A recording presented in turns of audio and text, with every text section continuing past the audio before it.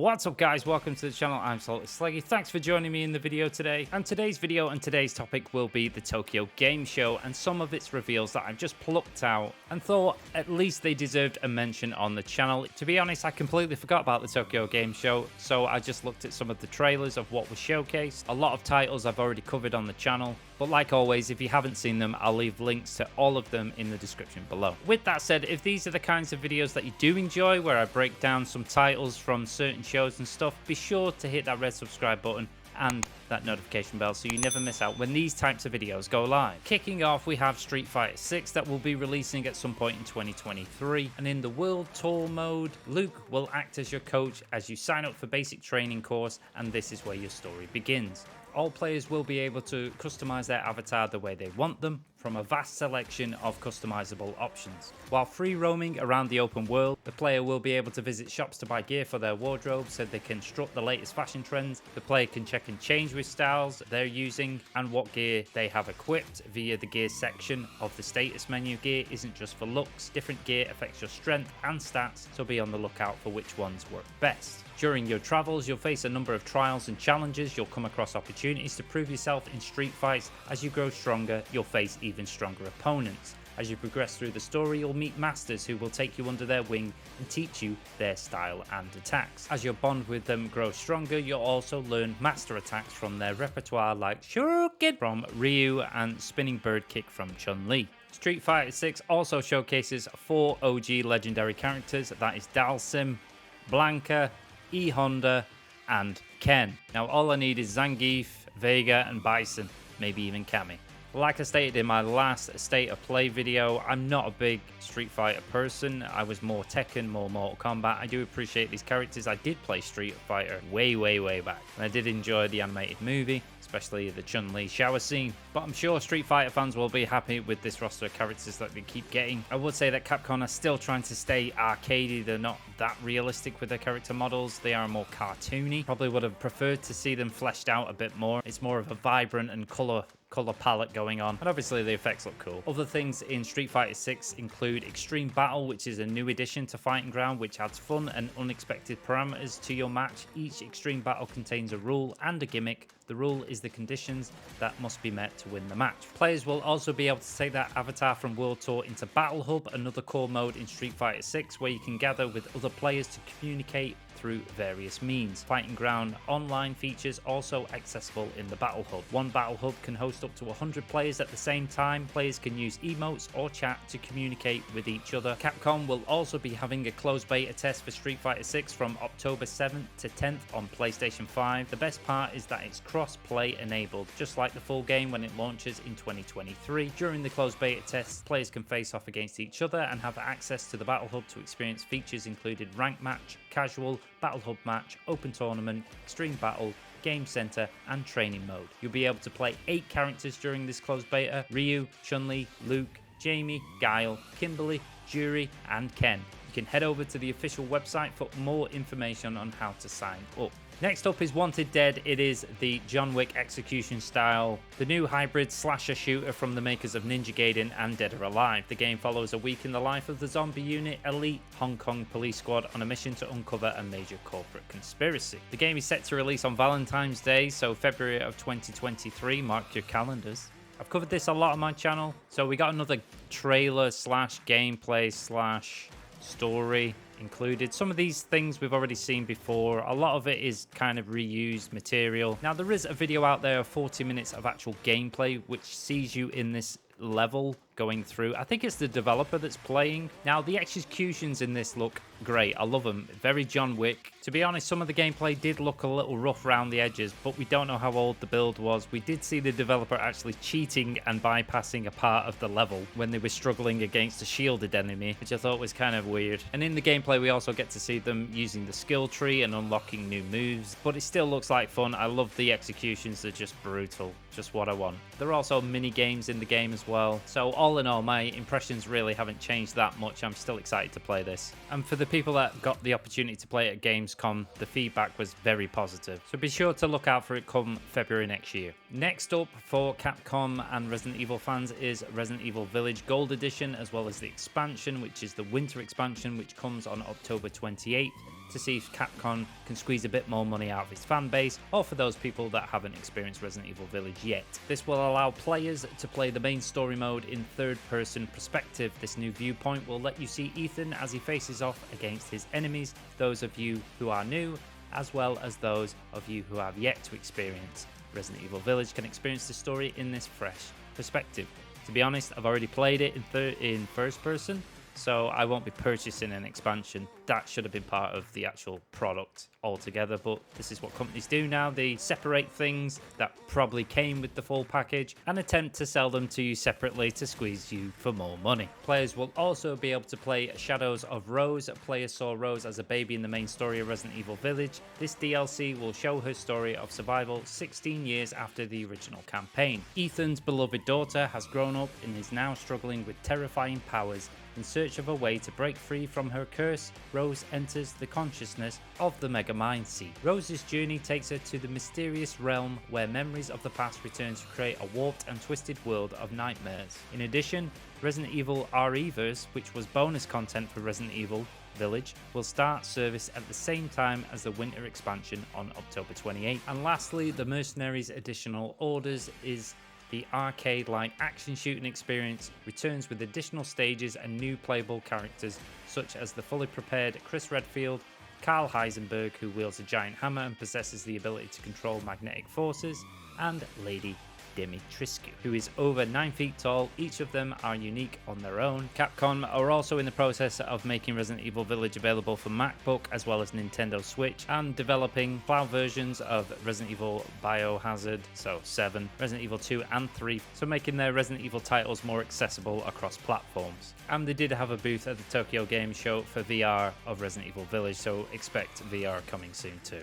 I suppose it's a good thing for new players, but people like myself that have already purchased it and played it, it's just kind of a kick in the nuts. But both editions are separate. You can pay for just the winter expansion, or you can buy the gold edition, which has both. Like I say, I've already played Resident Evil Village. I'm not interested in these little additions. I'm not going to pay more money for little additions. They also did say that they're still developing Resident Evil 4 Remake, though nothing was actually shown of it. I did play Resident Evil 2 Remake and 3. I don't know whether I'll bother with 4. I feel like Capcom need to do something different now. I'm kind of getting fed up with remakes. And then we have the usual corporate language. If you buy the gold edition, you will receive this skin. Just stop it. And now to our blue-haired spiky friend, Sonic the Hedgehog with Sonic Frontiers, set to release this November 8th, same as Skull and Bones, so just before God of War. Good way to bury a title. Players take on the role of Sonic and journey to uncover the mysteries of the remains of an ancient civilization plagued by robotic hordes with nothing but a handful of questions and disembodied voice to guide you. Set out to save your friends and the enigmatic inhabitants of the Starfall Islands from a colossal mechanized threat. Players can experience an all-new open-zone platforming race across 5 massive overworld islands brimming with dense forests, overflowing waterfalls and sizzling desert landscapes, each with their own unique action platforming challenges and hidden secrets to uncover. Your adventure across the Starfall Islands and see what each has to offer at the speed that only Sonic can deliver. Blaze a trail as you see fit and discover side quests, solve puzzles, scale enormous structures, go fishing, and encounter a friendly face or two along the way. You'll also be able to challenge yourself in cyberspace. You'll discover portals scattered across the islands featuring signature 3D platforming at Sonic speeds, packed with challenges to put your skills to the test. The Starfall Islands are home to strange creatures Sonic has never encountered before. Use the all-new battle system and skill tree upgrades to fight strategically, combining moves such as dodges, parries, counters, combos, and the new Psy-Loop ability to take down mysterious foes and colossal titans. Now, when we first saw Sonic Frontiers a while back, it was showcased on IGN, it did look super rough.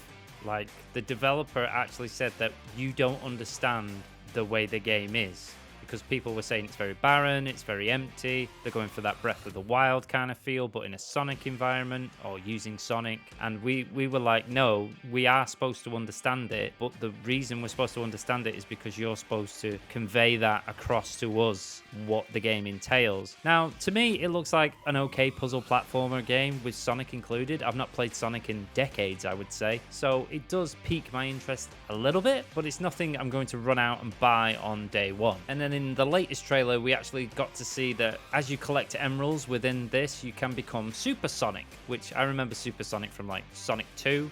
And we had to use a cheat on Mega Drive in order to get Super Sonic to appear, and he was just like unstoppable. But apparently, according to articles and whatnot, using the emeralds to become Super Sonic is apparently mandatory against some of the boss battles in the game. So I'm pleased. I think Sonic fans will be pleased with this new interpretation of Sonic, trying to bring it a bit more modern. Will I be getting it day one? No. It is what it is. I think over the years, Sonic games have struggled a lot compared to like the Mario franchise, and the fans have been really waiting for that unique Sonic game that they can really sink their teeth into. So I hope this actually does turn out good for Sega. Next up, we have another title coming from Team Ninja. It is Wulong Fallen Dynasty, coming at some point in 2023. They are also the developers behind the open world Last Ronin, where they mix up Western style weaponry with katanas, which looks really good. Wulong is more level based. It's kind of like, a lot of people say it's Noah 3 because it takes a lot of those elements from the previous Noah games. It's touching on those Soulsborne and Dark Souls players. And for all PlayStation 5 users, there is a downloadable demo that is available for up to a week. So players have until Sunday, September the 25th in order to complete the demo. Players that complete the demo will get a Crouching Dragon helmet that can be equipped and used in the main game upon release. I've already got it downloaded, so I'll be hitting it up as soon as I can when I'm not too busy. Players will be able to customize their character via the customization screen, and one particular thing that the player needs to consider is these phases. Phases based on the 5 elements: fire, water, earth, wood, and metal, and depending on the phase you select, you'll be equipped with certain stats, wizardry spells, and armor, and you'll even be equipped with the divine beast. Also, depending on which phase you select, you will have one specific weapon equipped to start the game, ranging from a single-handed sword to dual swords to a glaive. Each weapon has at least one martial arts technique unique to it, but there are some rare weapons that have 2 if you have offensive-minded and want to get straight into the action. They recommend starting with fire for its offensive capabilities and cool wizardry spells that will actually have you shoot out fire at enemies. So anyone familiar with the Noah series or that actually loves the Noah series will probably enjoy this title. I myself have never played them before, so I'm willing to give this a whirl. I'm looking forward to The Last Ronin as well as Black Myth's Wukong. If you check out the PlayStation blog, you can also get some tips regarding spirit, morale, and fortitude, wizardry, and deflect. I like the style of this. I used to tend to tread away from these types of games, but they've really started to pique my interest after playing Sekiro. And they say the sword's play is ripped from Chinese martial arts as well. So if you got a PS5 and you got some spare time and you like these kind of games, be sure to check out that demo straight away. And last on the list, coming out in 2023, also I've covered this on my channel, is Exoprimal. This is the brand new IP from Capcom, featuring 2 teams of 5 players in a state-of-the-art exosuits facing off against relentless hordes of history's strongest and deadliest dinosaurs. Exofighter teams will need to coordinate and select a strategic combination of suits to overcome the odds. Exoprimal is focused around multiplayer co-op gameplay, with each exosuit having a clearly defined role. Every suit is built with team-based gameplay in mind, and each suit has unique abilities and weapons that represent their distinct specializations. So in this instance, they didn't actually show any gameplay, it was just like a story-based trailer for Exoprimal. I've covered it more in depth on my channel. I'll leave a card up above if you want to go check that out.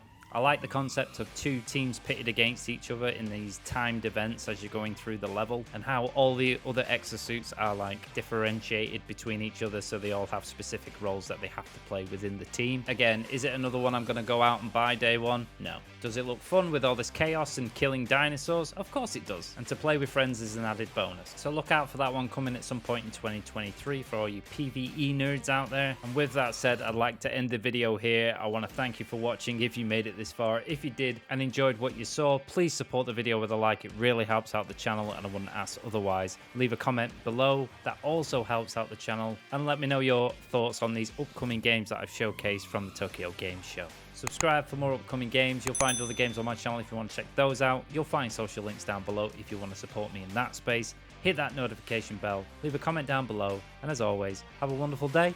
I'll see you next time.